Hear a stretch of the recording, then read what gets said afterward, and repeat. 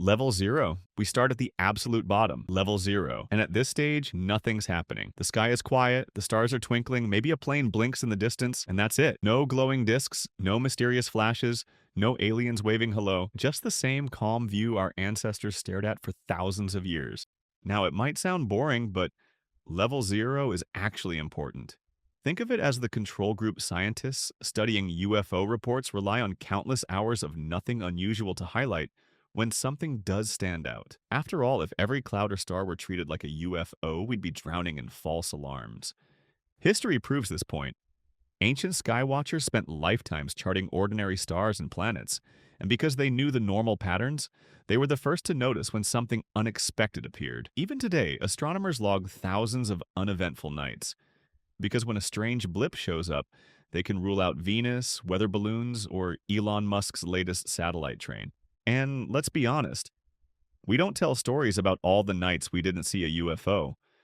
Nobody brags, I saw absolutely nothing yesterday. But that quiet baseline is crucial. Without the silence of level 0, the noise of higher levels wouldn't shock us nearly as much. Because when the sky looks the same night after night, the moment it doesn't, your entire sense of reality flips. And that's when the escalation truly begins. Level 1. Now we move into Level 1, the "what was that" category. You're outside at night, maybe walking the dog or just stargazing, when suddenly you notice it, a tiny light drifting across the sky. At first you tell yourself it's just a plane, or maybe a satellite. Or if you're feeling extra modern, you blame Elon Musk. But then it flickers, changes direction, or moves in a way that doesn't make sense. That's when the brain kicks into overdrive. These distant lights are the most common UFO reports, and they've been happening for centuries. In fact, in 1561, the people of Nuremberg, Germany, claimed to see glowing orbs battling across the sky at dawn. An event so strange it was carved into woodcut prints. Fast forward to today, and we still see reports of glowing spheres, orbs, or pulsing lights, especially in rural areas where the night sky is clearer. Skeptics point out that many of these are satellites, space junk reflecting sunlight, or natural phenomena like ball lightning. And sure, sometimes that's the case, but not always. In 1997, during the famous Phoenix Lights incident, thousands watched as a formation of glowing orbs drifted silently across Arizona. Authorities later claimed they were military flares, but locals weren't buying it because these lights didn't just flicker out. They moved with purpose. Level 1 is subtle, almost playful, just a dot in the sky. But as history shows, sometimes that tiny light is the spark that ignites something much bigger. Level 2. Level 1 was all about the mysterious light in the sky.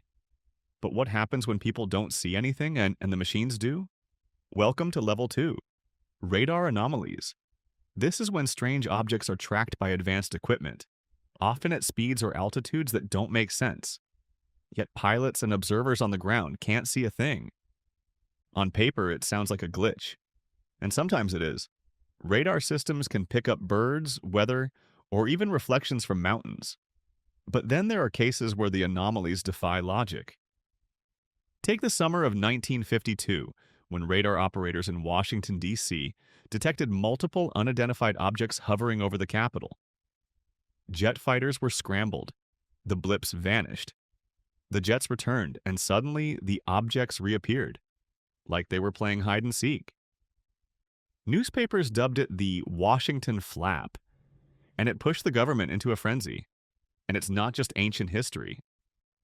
In 2004, during the famous Tic Tac UFO encounter, U.S. Navy radar systems locked onto craft moving at speeds no known technology could match. Pilots later confirmed seeing them with their own eyes. But radar was the first to notice. Think of radar anomalies as the universe's way of saying, something's here whether you can see it or not. They bridge the gap between human perception and cold, mechanical detection. And while skeptics can argue against eyewitness accounts, it's harder to dismiss machines that simply track what's in front of them. If Level 1 makes you question your eyesight, Level 2 makes you question reality itself. Because when the technology built to defend nations is baffled, you know the story is just beginning. Level 3. If Levels 1 and 2 make you question your own senses, Level 3 takes away that excuse. Because here, it's not just one person seeing something strange, it's entire groups. Families, neighborhoods, even whole cities looking up at the sky and reporting the same thing. And when multiple witnesses describe the same event, denial becomes a lot harder. Take the 2006 O'Hare Airport incident in Chicago. Airline employees, mechanics, and passengers all reported a metallic disc hovering over the terminal in broad daylight.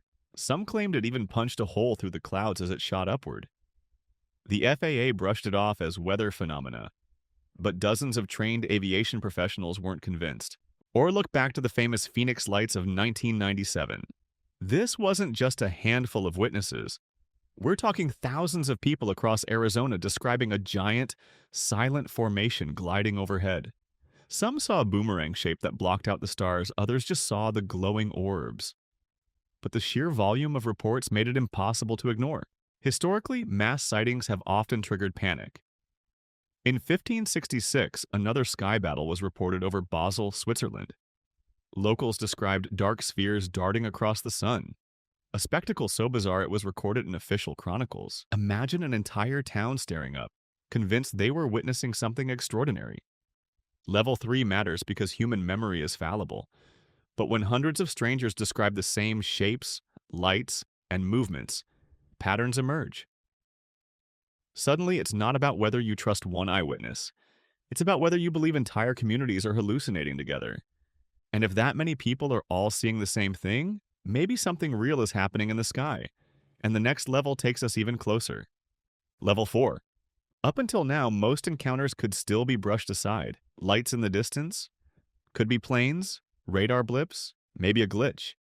Even mass sightings can be chalked up to shared confusion. But Level 4 changes everything. This is close visual contact. When people don't just see a light, they see a craft. Structured, metallic, often detailed enough to sketch. Suddenly, the debate shifts from, was there something, to what exactly did we just see? One of the most famous cases happened in Rendlesham Forest, England, in 1980. U.S. Air Force personnel claimed they saw a glowing craft land among the trees. Some even walked up to it, describing strange symbols carved into the hull. Later, they reported radiation spikes in the area, and one witness said he touched the craft before it lifted silently into the sky. Closer to home, in 1964, New Mexico police officer Lonnie Zamora reported an egg-shaped object resting on the ground. He described legs supporting the craft, a roaring sound as it lifted off, and scorch marks left behind. The case remains unexplained, and Zamora's credibility made it one of Project Blue Book's most puzzling files. Close visual contact matters because it strips away excuses. When trained observers describe windows, lights, or even insignias, weather balloon no longer cuts it. The human brain is remarkably good at recognizing structure, and when multiple credible witnesses agree on what they saw, the mystery deepens. At this level, we're no longer staring at dots. We're looking directly at something mechanical, something designed. And once you've seen the shape of the craft itself, the next question is chilling. What did it leave behind? Level 5. At Level 5, the phenomenon leaves the realm of just stories. This is where something physical remains after the sighting: burned ground, radiation spikes, or strange materials. Suddenly, UFO encounters aren't just about what people think they saw. They're about what's actually there after the craft is gone. One of the clearest examples comes from Socorro, New Mexico, in 1964. Police officer Lonnie Zamora spotted a strange, egg-shaped craft sitting in a desert ravine. He described two small figures nearby, and when the object blasted off, it scorched the earth. Investigators later confirmed burned rocks, crushed vegetation, and imprints in the soil where the craft had landed. For Project Blue Book, which investigated UFOs at the time, the Socorro case was labeled unexplained and remains so today. Then there's the famous UFO landing trace in Delphos, Kansas, 1971. A glowing object allegedly descended into a field, leaving behind a ring of dehydrated, glowing soil. Scientists tested the samples and found unusual changes in the soil's chemical makeup, which couldn't be replicated under normal conditions. And of course, crop circles, often dismissed as pranks, have occasionally shown anomalies like bent but unbroken stalks or traces of radiation, suggesting something more than human trickery. Level 5 marks the point where skepticism gets uncomfortable. Eyewitnesses can be doubted, but scorched earth and altered soil are harder to explain away. It's as if the phenomenon wants to prove it was really there, dropping breadcrumbs in the physical world. And if UFOs can leave behind evidence, what happens when they start leaving damage in our skies? That's the unsettling leap waiting at Level 6. Level 6. By level 6, UFO encounters stop being passive observations and start becoming dangerous. This is the stage where unidentified objects don't just hover harmlessly in the distance. They share the same airspace as our planes, sometimes coming uncomfortably close. Pilots report near collisions, sudden maneuvers, and even mysterious malfunctions mid-flight. One chilling example comes from September 1976, when Iranian fighter jets were scrambled to intercept a strange glowing object over Tehran. As the pilots closed in, their weapons and instruments suddenly failed. The jet was essentially blinded midair while the UFO darted away at impossible speeds. When the pilot turned back toward base, his controls returned, almost like the object had flipped a switch. And it's not just old history. In 2018, two separate airline pilots flying over Arizona reported the same mysterious craft zooming past their planes at high altitude. Both described it as blindingly fast with no wings or obvious propulsion. The FAA later admitted it couldn't identify what the pilots encountered. Near misses are especially alarming because aviation is built on precision. Air traffic controllers carefully choreograph every plane to avoid disaster, yet UFOs seem to defy those rules entirely. For a commercial pilot, a sudden unknown object in the flight path isn't just mysterious, it's life-threatening. Level 6 proves these encounters aren't just about curiosity, they represent a direct risk to human safety. Lights in the sky are one thing, but unidentified craft in crowded airspace is another. If these objects can disable systems or outmaneuver fighter jets, we're no longer just spectators. And if near miss turns into direct contact, what happens when the encounter isn't with a craft, but with whoever, or whatever, is inside it? That's where Level 7 begins.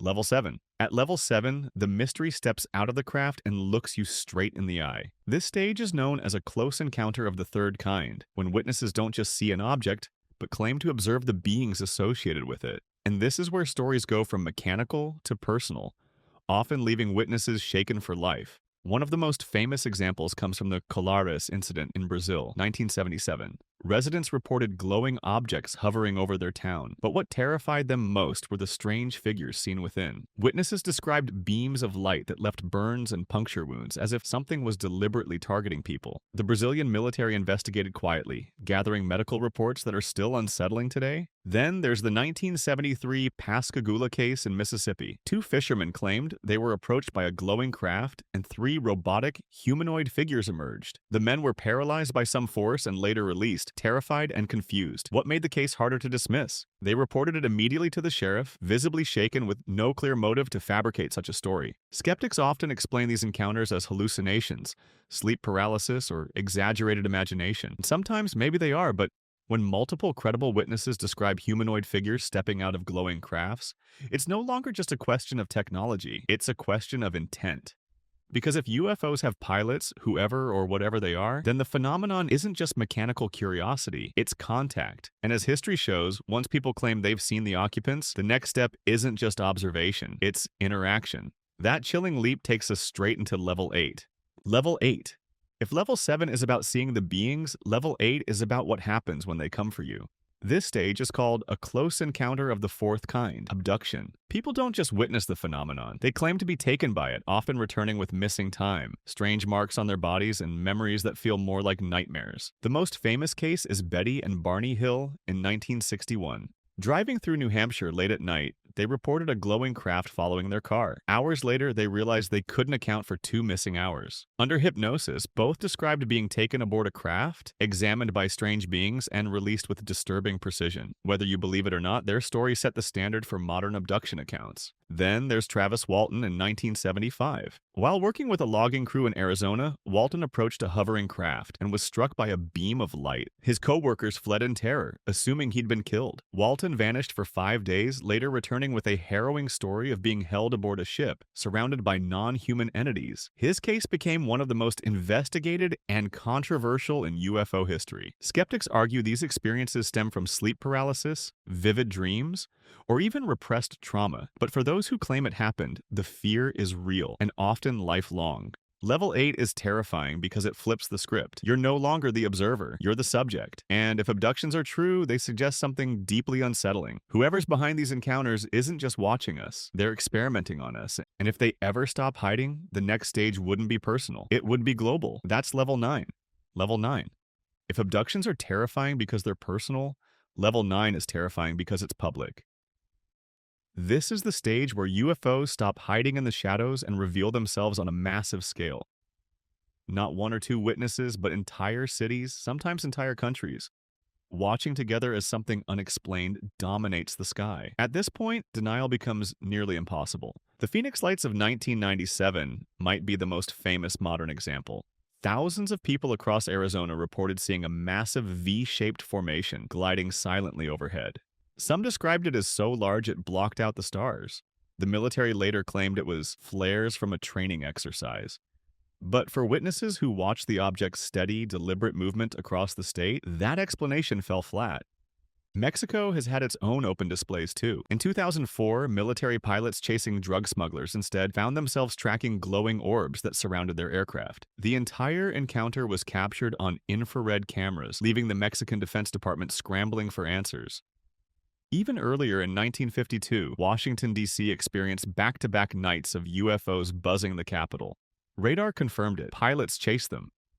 Newspapers blasted headlines about flying saucers over the White House. It was such a public spectacle that President Truman demanded answers. Level 9 matters because it changes the audience. It's no longer about lone witnesses or fringe believers. It's the public, standing shoulder to shoulder, looking up at the same thing. If that many people see it at once, explanations like hallucination collapse. And that leaves one chilling possibility. If UFOs ever reveal themselves openly and undeniably, the world will have to face the truth together. But what if that truth isn't friendly? That's where we enter Level 10. Level 10. Level 10 is the nightmare scenario, hostile escalation. This is when UFO encounters shift from curiosity or mystery into outright danger. Interference, aggression, even the possibility of invasion. At this stage, the question isn't, are we alone? But are we under threat? One of the most chilling cases comes again from Colares, Brazil in 1977. Villagers reported glowing craft beaming down intense rays of light that left burns, puncture wounds, and in some cases, lasting illness. Local doctors documented the injuries, and the Brazilian military quietly investigated under an operation called Prato.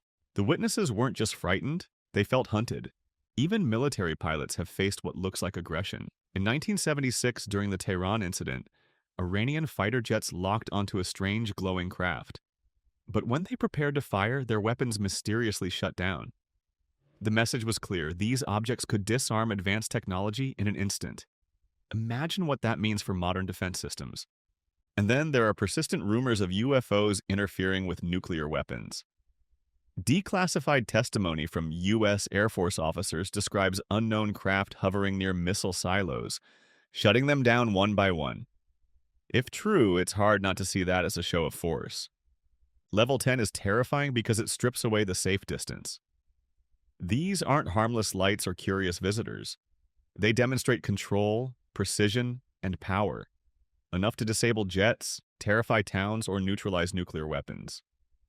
If humanity ever witnesses a true global display of hostility, it would be the ultimate escalation, not just proof of their existence, but proof of their intent. And the haunting question remains: if Level 10 is real, are we ready for it?